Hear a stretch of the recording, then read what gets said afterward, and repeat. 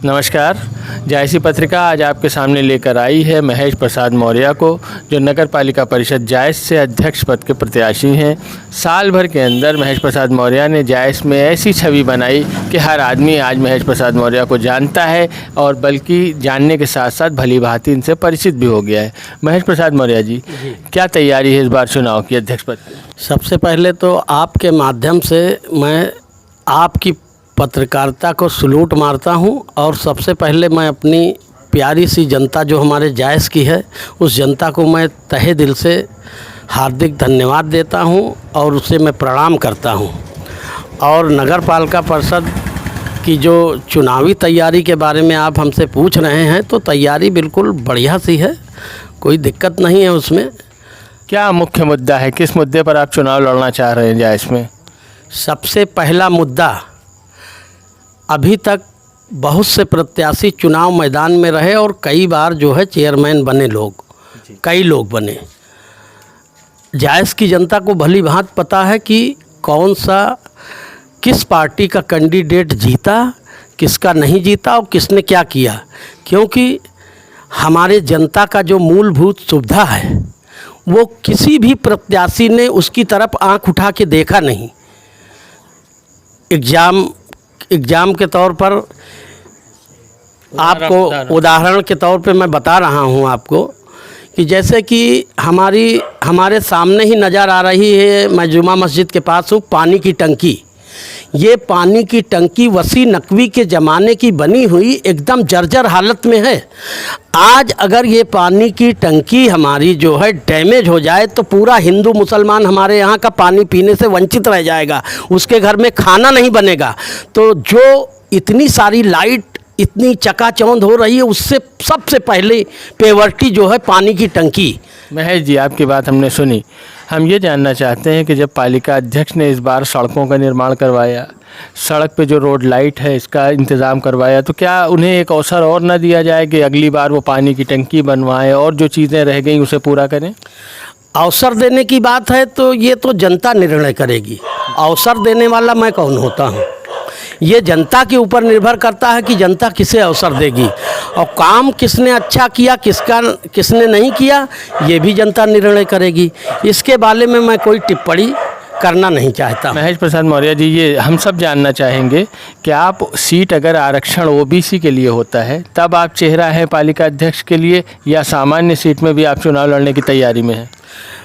मैंने एकदम स्पष्ट शब्दों में बोला है कि मैं सिर्फ बैकवर्ड सीट में ही चुनाव लड़ूंगा। इसके आगे मेरा कोई औचित्य नहीं है, कोई कारण नहीं है। मैंने जो है जनता से पहले ही स्पष्ट कर दिया है, जायस की जनता से, कि मैं सिर्फ बैकवर्ड सीट पे प्रत्याशी रहूंगा, उसमें पूरी दमदारी के साथ चुनाव लड़ूंगा और निर्दलीय प्रत्याशी के तौर पे लड़ूंगा, किसी पार्टी के टिकट से नहीं, कि जिससे मैं स्वतंत्र रूप से जायस की जनता के लिए कार्य कर सकूँ। मौर्य जी, एक बात, आप बहुत दो टूक और बहुत साफ़ और बहुत बेबाक अंदाज में अपनी बात कह रहे हैं। हमें अच्छा लग रहा है, हमारे सुनने वालों को भी अच्छा लग रहा है कि इतनी साफ़ आप बातें आप कर रहे हैं। ये बताइए कि अगर मैं आपसे पूछूं कि जो 5 साल पालिका अध्यक्ष का कार्यकाल रहा, जाहिर है कि उन्होंने बहुत से काम किए भी होंगे और बहुत से नहीं भी कर पाए होंगे। आपसे अगर मैं पूछूं कि 10 अंकों में अगर आप नंबर देना चाहें तो कितने नंबर देंगे पालिका अध्यक्ष के 5 साल को? अगर 100 नंबर है तो उसमें 10 नंबर दूंगा, क्योंकि सिर्फ लाइट नज़र आ रही रोड पे और कहीं कुछ नज़र नहीं आ रहा। अच्छा, सिर्फ लाइट, इसके अलावा और कुछ हमें नज़र नहीं आ रहा है, ना कुछ हुआ है। अच्छा, आप अगर चेयरमैन बनते हैं, आपको अवसर मिलता है, तो क्या आपका मुख्य मुद्दा क्या है? सबसे पहले आप क्या करना चाहेंगे? क्या कमी आपको जायस में अखरती है कि क्या हो जाए तो बेहतर हो जाए? सबसे पहला काम, जिस दिन अगर मुझे मौका मिला, जायस की जनता ने मौका दिया, तो मैं शपथ लेने के 24 घंटे के अंदर सबसे पहले पानी की टंकी, दूसरे नंबर पे CSC सामुदायिक स्वास्थ्य केंद्र, जो बहुत ज़रूरी है। आप सुन रहे हैं कि बहुत बड़ा दावा कर रहे हैं महेश प्रसाद मौर्य जी के शपथ लेने के 24 घंटों के भीतर ये पानी की टंकी और CSC यानी सामुदायिक स्वास्थ्य केंद्र का निर्माण या उसके रास्ते में जो रोड़े हैं उन्हें दूर करने की कोशिश करेंगे। बहुत बड़ी बात है। और इसके अलावा क्या करना? इसके अलावा पूरा जर्जर पड़ा हुआ है। आप बताइए, ये जो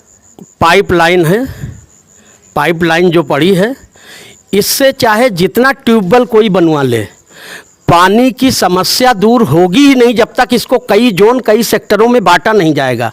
अगर मैं बना चेयरमैन प्रत्याशी तो पहले तो इसको कई सेक्टरों में बांटूंगा, बिल्कुल पेपर पे जैसे एक टूक में काम होता है, जैसे बड़े बड़े ऑफिसर काम करते हैं, जैसे कि ज़िला चलाने के लिए एक तहसील की ज़रूरत होती है, कई तहसीलों में बांटी जाती है। उसके बाद फिर वो ब्लॉक स्तर पे बांटा जाता है, उसके बाद फिर गांव स्तर पे बांटा जाता है। उसी तरह मैं पहले कई सेक्टर में इसको बांटूंगा, उसके बाद हर एक सेक्टर का अलग अलग जो है टेंडर निकालूंगा, उसके बाद नई पाइपलाइन बिछवाऊंगा, उसके बाद एक ट्यूबवेल से एक सेक्टर को पानी मिलेगा और सुबह और शाम मिलेगा। ये 3 बजे रात वाली प्रथा खत्म होगी। जी, बहुत अच्छी बात। जी, ये एक चीज़ और बता दें हमें कि आप किसी पार्टी से संबद्ध हैं या नहीं है? आप प्रत्याशी तो निर्दलीय होंगे, लेकिन ऐसे आप किसी पार्टी के सदस्य हैं या निजी तौर पर महेश प्रसाद मौर्य एक सक्रिय सामाजिक कार्यकर्ता हैं? मैं अभी तक किसी पार्टी की सदस्यता की कोई न रसीद लिया हूँ न सदस्यता लिया हूँ। अगर मुझे लगता है कि कोई भी व्यक्ति अच्छा है तो मैं उसके साथ लगता हूँ। मैं सिर्फ प्रदीप सिंघल जी के साथ इसलिए था कि वो मेरे वतन के थे, मेरी जन्मभूमि के थे, मेरे मिट्टी से थे, तो पहली प्रायोरिटी मैं अपने जन्मभूमि के लोगों को देता हूँ। ये मेरा उसूल है। ये आप बात सुन रहे हैं, इतनी साफ साफ बातें करने वाले नेता हमें बहुत मुश्किल से मिलते हैं। महेश प्रसाद मौर्य जी की मैं तारीफ़ करना चाहता हूं, इसलिए कि वो अपनी बात बगैर डरे बगैर झिझके बिल्कुल निडर होकर रख रहे हैं। महेश प्रसाद मौर्य जी एक बात और कहें, ये जो आरक्षण का प्रस्ताव नगर पालिका परिषद ने बनाकर ऊपर भेजा है कि आरक्षण की सूची इस तरह हो पालिका की नज़र में, आपको लगता है न्याय संगत होगा या कुछ भेदभाव के साथ वो सूची भेजी गई होगी? ये जो है अगर प्रशासन अपने स्तर से जो कराया था सर्वे, अगर वो भेजेगा तो वो अपने स्तर से जो लिखा पढ़ी में होगी कि भाई 5 पहले हरिजन होगी 5 सीट, उसके बाद फिर महिला होगी, फिर बैकवर्ड होगी, उसके बाद जो बचेगा होगा। यहाँ तो पूरा ही आरक्षण में घोटाला है, इस पे मैं सहमत नहीं हूँ।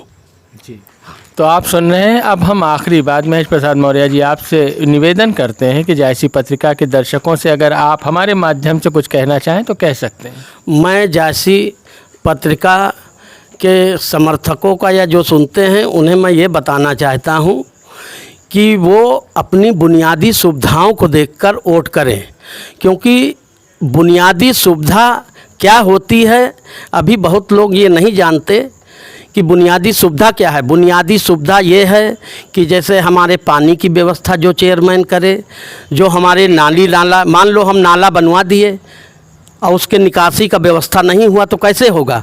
उसके लिए मैंने ये सोचा है कि जो नगर पालिका का जो सिविल इंजीनियर होगा उसको तलब करूंगा, उसको बोलूँगा कि इस हिसाब से ये सर्वे करके इसका प्रपोजल बनाए कि इस साइड का पानी किधर को जाएगा, उस साइड का पानी किधर को जाएगा, उत्तर का पानी किधर जाएगा, दक्षिण का किधर को जाएगा। नाले के साथ साथ पानी निकासी की व्यवस्था भी बनानी बहुत ज़रूरी है और वो मैं करूँगा। मैंने सब सोचा हुआ है और पूरे जायस में मैं घूमता रहता हूँ, मैं देखता रहता हूँ कि कहाँ पे क्या बन सकता है। जैसे शौचालय, हमारी माँ बहनें आती हैं दूर से बाज़ार करने के लिए, साग सब्जी खरीदने के लिए या कोई अन्य तरह के काम से आती हैं। हमारे पूरे जायस में कहीं कोई शौचालय की व्यवस्था नहीं है। शर्म की बात है, यहाँ के जो चेयरमैन हुए थे या हो गए उनको चुल्लू भर पानी में डूब के मर जाना चाहिए कि कहीं भी एक भी पेशाब घर नहीं बना हुआ है। बस मैं इससे ज़्यादा कुछ नहीं कहना चाहता। तो आपने सुना, ये है महेश प्रसाद मौर्य जी जो अपनी बात आपके सामने रख रहे हैं। अब बहुत जल्द चुनाव की तारीखों का ऐलान होगा और महेश प्रसाद मौर्य जनता की अदालत में आपके सामने होंगे। ये निर्णय जनता को करना है कि महेश प्रसाद मौर्य के इरादों और वादों पर कितना भरोसा करती है और किस तरह इनका समर्थन करती है। जायसी पत्रिका को फॉलो करें, हमें देखते रहें। अगले एपिसोड में किसी और कैंडिडेट के साथ हाजिर होंगे। धन्यवाद।